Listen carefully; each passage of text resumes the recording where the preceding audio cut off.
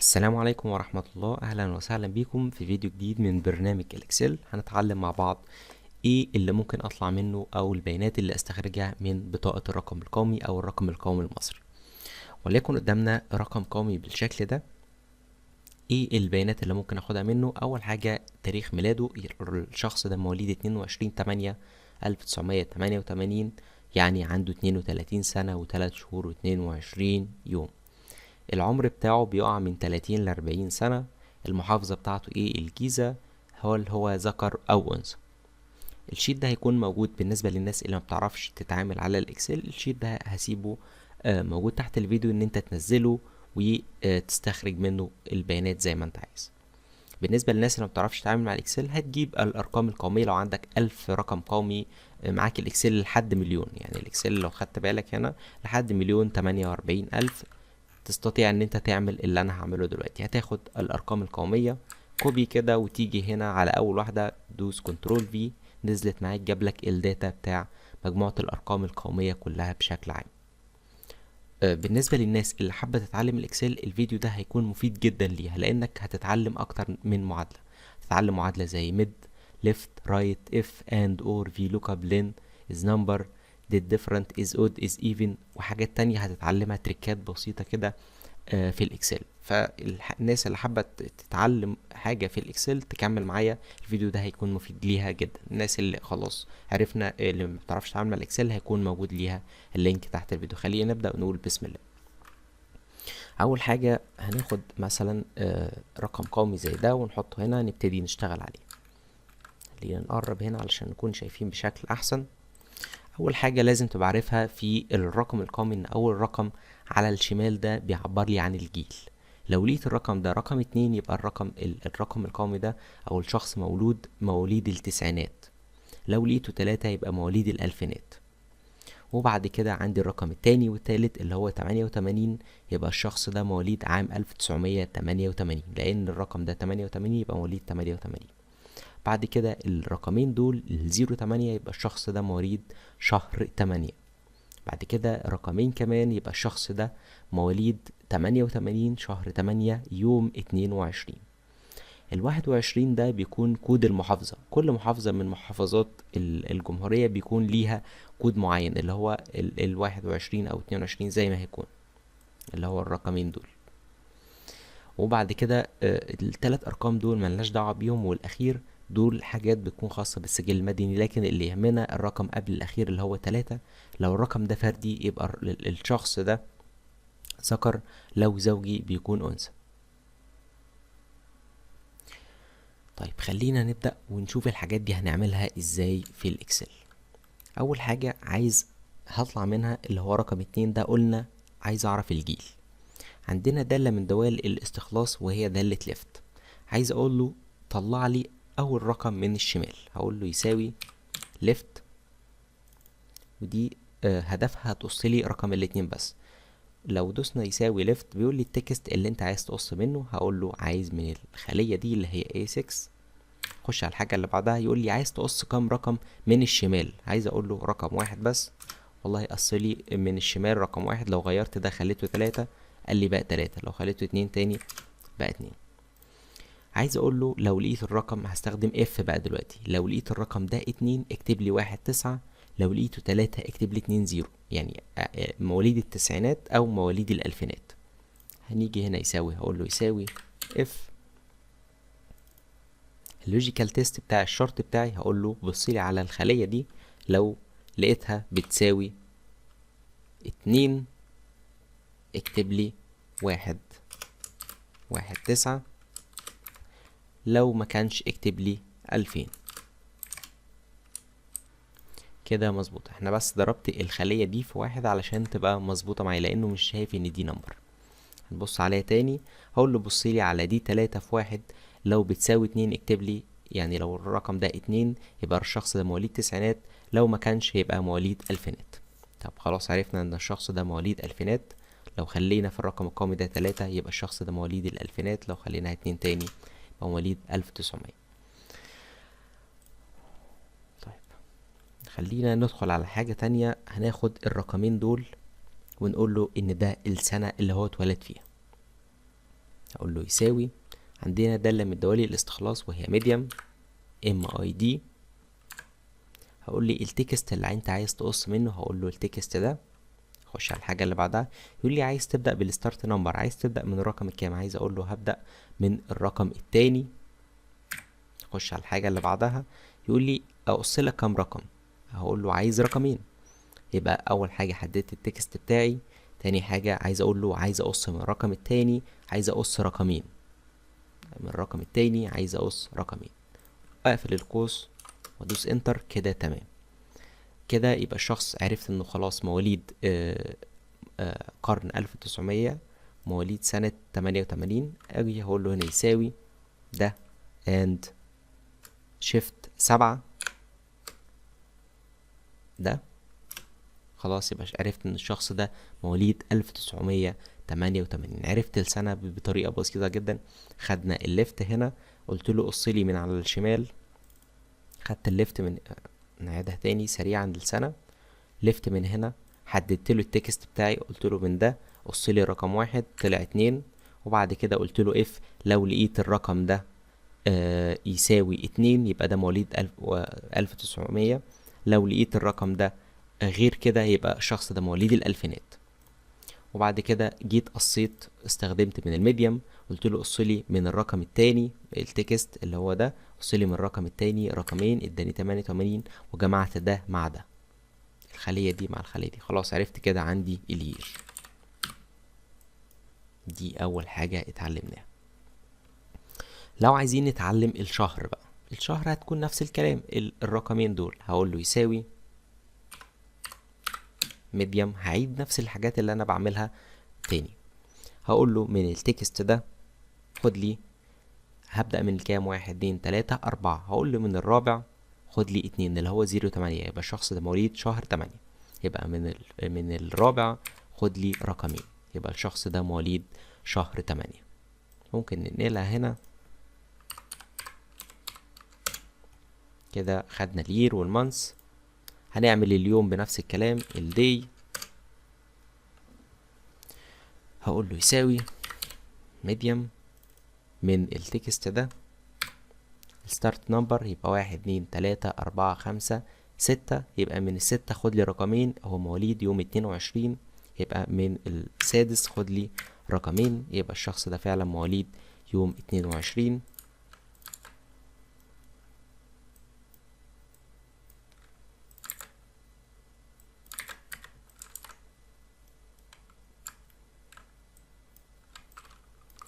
كده احنا خلاص عرفنا السنة والمانس والدي. ممكن ادمجهم كلهم مع بعض او اخليهم دوال زي ما انا عايز كده. ممكن عندنا دالة برضو ممكن اسمها دي ما كتبناهاش.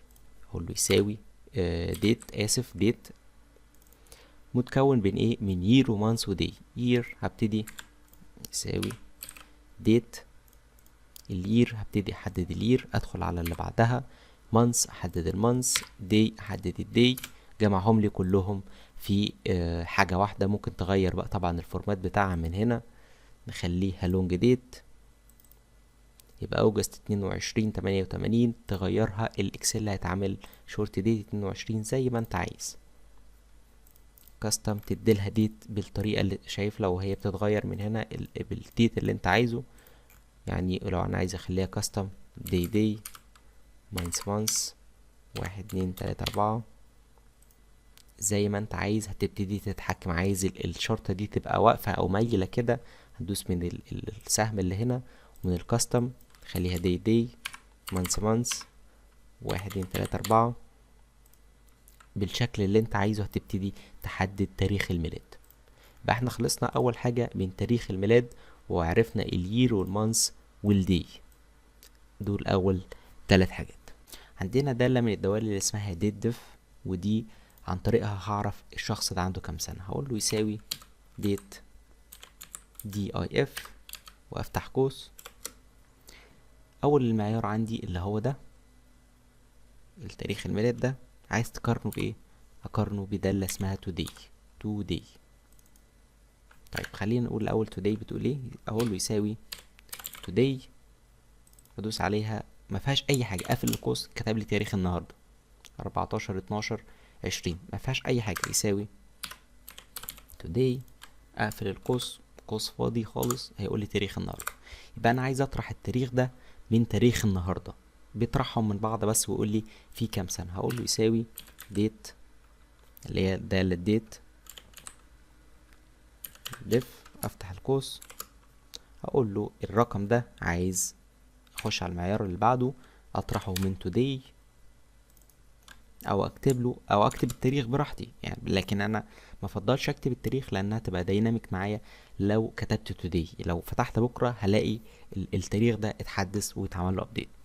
عايز تعرف الفرق ما بينهم ايه؟ هقول له الفرق ما بينهم y اللي هو الير، وادوس على انتر، قال لي الفرق ما بينهم فعلا 32 سنة. طيب لو عايز اعرف كسور ال 32 سنة، اكيد الشخص ده عنده 32 سنة وكام شهر. نفس المعادلة دي هنعيدها تاني، هقول له يساوي ديت، او ممكن اخدها كوبي هنا. طيب خليني نشرحها تاني برضو احسن. يساوي ديت ديف، افتح القوس، هقول له اطرح لي التاريخ ده من today، واقفل القوس، واقول له عايز كسور السنين كام شهر، يعني الشخص ده عنده كام شهر بعد السنين. هقول له واي ام، هقول له سيب لي السنين وشوف لي الشهور المتبقية قد ايه. واي ام، ادوس له انتر. عملنا حاجة غلط هنا، كتبنا الدالة غلط، كتبنا ديت من غير حرف الاي. ديت ديف كده مظبوطة. يبقى الشخص ده عنده 32 سنة، 3 شهور. عنده كام يوم بقى؟ ممكن بدل ما اعيد الكلام ده اخدها كوبي واجي هنا ادوس كنترول في، نزلت معايا، بس هي بالثلاث شهور. هنغير بس بدل الير الواي ام دي، مفيش حاجة اسمها واي ام دي في الاكسل، مفيش حاجة اسمها واي ام دي، هتبقى ام دي. عايز اقول له قصور الشهور كام يوم، يعني احسب لي فرق شهور متبقي كام يوم، اقول له انتر. يبقى الشخص ده عنده 32 سنة، 3 شهور 22 يوم. مواليد 1988 شهر 8 يوم 22. طيب عندنا حاجة اسمها ايدج جروب، بس هخليها الاخر لانها مش مهمة قوي، عايز اخلص ده وده. يبقى احنا خلصنا من ده والتلات حاجات دول. خلينا نمسح دول كلير. نبدأ في المحافظة. عندنا الرقم 21 ده اللي هو 1 2 3 4 5 6 7، من الرقم الثامن والتاسع، دول بيعبروا عن محافظة من محافظات مصر. يعني تقصد ايه؟ خلينا نشوف في الشيت اللي جنبنا ده كده. عندنا كل محافظة من محافظات مصر بيرمز لها بكود معين، وليكن القاهرة 01، السويس 04 إلى آخره. هي بس اللي مختلفة فيهم خارج جمهورية مصر العربية بيرمز لها بكود 88. وليكن مثلا أنا مواليد محافظة معينة، القاهرة هيبقى 01، أسيوط 25. يبقى دي هنستخدم، عايز أقول له من الرقم الثامن خد لي رقمين عن طريق ميديم برضو. يساوي ميد التكست بتاعي. خلاص انا بالتالي فهمنا معادلة الميديم او الاقتصاص من المنتصف بشكل واضح. التكست بتاعي اللي هو ده. خش على اللي بعده. عايز تبدأ من الرقم الكام؟ الرقم الثامن.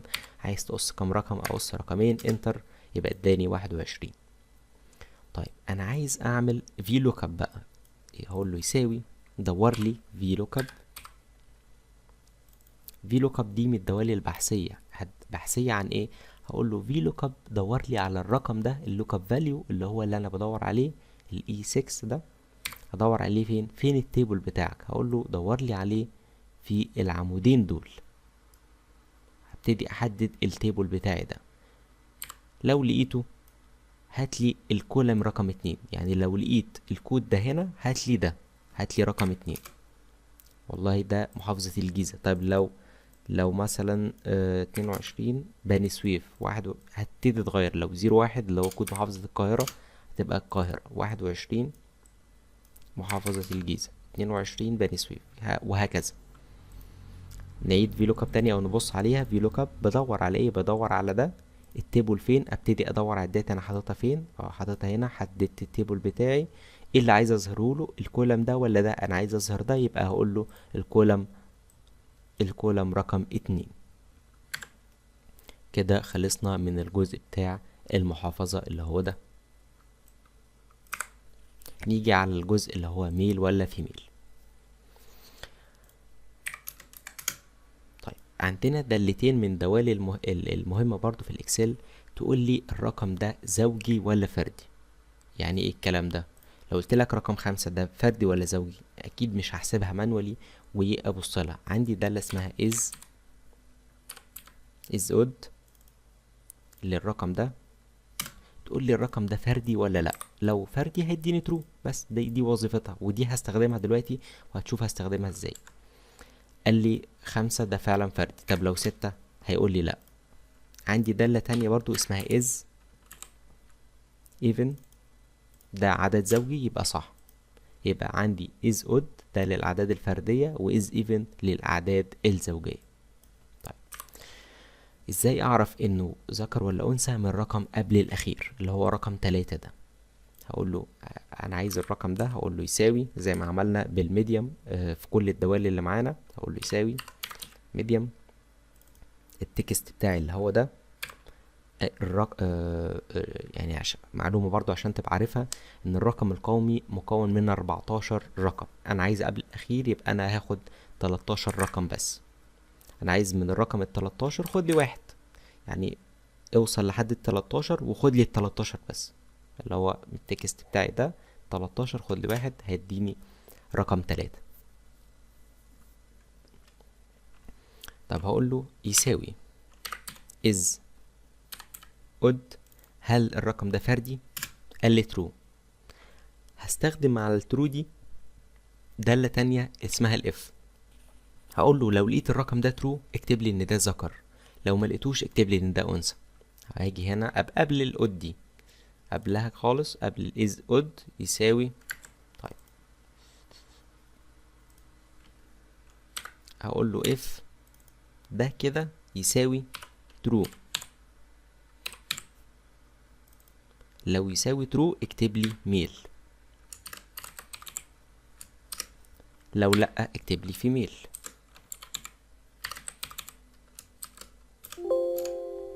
والله ده الرقم ده فعلا 3 فردي اود، يبقى ده ميل. طب لو خلينا 4 فيميل. من السؤال اللي بتسأله والناس مش عارفة الفرق ما بين الزيرو ده عدد زوجي ولا فردي، افكر فيها قبل ما اقول الاجابة. فيميل، العدد زيرو عدد زوجي. يبقى هنبص عليها تاني، هقول له بصيلي على الرقم ده، لو لقيت الرقم ده فردي اهو is odd e6 ده، لو الرقم ده لقيته فردي true يعني اكتب لي ميل، لو ما كانش اكتب لي فيميل. يبقى احنا خلصنا من الجزء ده. دي معمولة بنستد اف او اف المتداخلة، هنبص عليها بس سريعا لانها هتاخد وقت كتير جدا لو عملتها، بس هي بسيطة وفكرتها مفيهاش اي حاجة خالص. ندوس عليها كده، هقول له لو الاي لو الرقم ده اكبر من 60 اكتب لي مور 60، لو لقيته اكبر من 50 اكتب لي من 50 ل60، لو لقيت الرقم ده اكبر من 40 اكتب لي من 40 ل50، وهكذا. لو لقيته اكبر من 16 اكتب لي من 16. كذا اف متداخلة مع بعضها عندك فوق برضو، بص عليها مفيهاش اي حاجة، هي سهلة جدا لكن هتاخد وقت وتعمل اكتر من اف في نفس الوقت. طيب اخيرا قبل ما اقفل الفيديو لازم نعرفها برضو، الرقم القومي لازم حاجة تميز لي ان الرقم ده صح ولا غلط. وليكن مثلا عندي دالة اسمها لن يساوي لن، بدوس عليها يقول لي التكست، اقول له ده 14 رقم. وليكن الشخص ده مثلا كتب لي رقمين زيادة، انا عايز حاجة تقول لي ان ده لازم يبقى 14، لازم يقول لي انديكيتور في الاخير ان ده 14. لو مش 14 قول لي، يعني عشان ابقى عارف ان الريزلت اللي هتطلع لي غلط. يبقى استخدمنا رقم واحد حاجة اسمها لن يساوي A7. طب ما هو ممكن تبقى لن فعلا ال 14 رقم صح، لكن كاتب لي حرف الزد هنا مثلا، حطيت لي كلام مش ارقام. يبقى هستخدم العد اللي هما ال 14 ولازم ده يبقى رقم. هقول له عندي دالة اسمها is number is number واكتب value كمان فيها برضو value، وادوس على التكست ده واقفل القوس وادوس enter. هبص عليها تاني is number وخدت معاها value A7 هي نفس الكلام، وادوس على enter. قال لي true. لو غيرت الخمسة دي خليتها زد مثلا قال لي false. طيب عايزين ندمج الاتنين دول مع بعض يبقى انديكيتور عندي، وليكن الشيت اللي انا هبعتهولك بالشكل ده هتفلتر على الحاجات اللي فيها true. هوريك برضو هنعمل ايه. عايزين ندمج الاتنين دول بحيث الترو يبقى يوضح لي ان الرقم ده 14 وترو ايوه يعني اللي هو كله ارقام بس. هقول له عندي حاجة اسمها and تدمج لي الاتنين دول، لازم الشرطين دول يتحققوا. هقول اللوجيكال الاول اللي هو الرقم ده هضربه في واحد لازم يساوي 14، يبقى ده في واحد يساوي 14. اللوجيكال اتنين ده عندي ده لازم يبقى يساوي true، واقفل القوس وادوس انتر true. طيب لو شرط من الشرطين ده اختل او مش مظبوط، وليكن مثلا شلت رقم، هو ده true فعلا، الترو اللي هو دول ارقام ولكن مش 14 رقم، قال لي false. هنا دي النتيجة النهائية اللي هتظهر هنا اللي انت تفلتر عليه. لو زورت مثلا الرقم تاني بقى true. طيب لو خليته زد 14 لكن في شرط من الشرطين ما تحققش اداني فولس، ابتدي افلتر على الشغل بتاعي واعرف ان في ارقام قومية مش مظبوطة عندي. ايه دمجتهم بدالة اسمها دالة اند. خلينا نتعلم برضو اور بالمرة، يعني هي ملهاش علاقة بالفيديو بتاعنا لكن اند زي اور لازم تتعلمها طالما شرحت دي. اور هقول الشرط بتاعي اللي هو ده في واحد يساوي 14 الشرط الاول. الشرط التاني ايه؟ هقول له عايز ده يساوي true واقفل القوس. كان دالة اند عندي اللي احنا عملناها من شوية، خدها برضو اعملها هنا وخليها اند عشان نعرف الفرق ما بين اند و اور. دالة اند لازم يتحقق الشرطين دول، لازم دي تبقى 14 ولازم دي تكون true في دالة اند فاداني true. انما اور مش شرط الاتنين يتحققوا، على الاقل خالص يتحقق شرط من الشرطين. خلينا نشوف ايه الفرق. وليكن مثلا شلت ده كده، ده بقى 13 وده ترو، لا انا عايز الشرطين يتحققوا يبقى ده اداني فولس. انما اند لو اتحقق شرط من الشرطين هيديني ترو. لكن لو مسحت ده مثلا خليت حرف الزد يبقى ده، طيب خلينا كده بص، ده غلط ما تحققش الشرط ولا ده تحقق الشرط اداني فولس. انما دالة اند لازم الشرطين يتحققوا، ده لازم يبقى 14 وده ترو. انما ده لو اتحقق واحد من الاتنين، يعني لو زودت حرف زد هنا يبقى ده فعلا 14 يبقى اداني ترو. يعني حاجة بنتعلمها مع بعض في الشغل كده بما اننا هنستخدم دالة اند عندنا. اول حاجة خلاص ده الشيت النهائي اللي هبعته لكم اللي هو ده، هفلتر على ده ترو، هيقول لي ان ده 14 رقم ولازم يكون نمبر. هفلتر على الارقام القومية، وليكن خدنا ارقام قومية ربناها هنا كده، وليكن في رقم مثلا ايه ناقص مثلا اداني فولس. بص كده اداني داتا كلها غلط، لازم علشان يعني انا مزود رقمين مثلا هنا اداني فولس. كتبت مثلا حروف زد كده اي حاجة value باظت على طول. هفلتر هنا على true، خلاص عرفت الدور الصح عندي ايه الحاجات الفولس اللي عندي.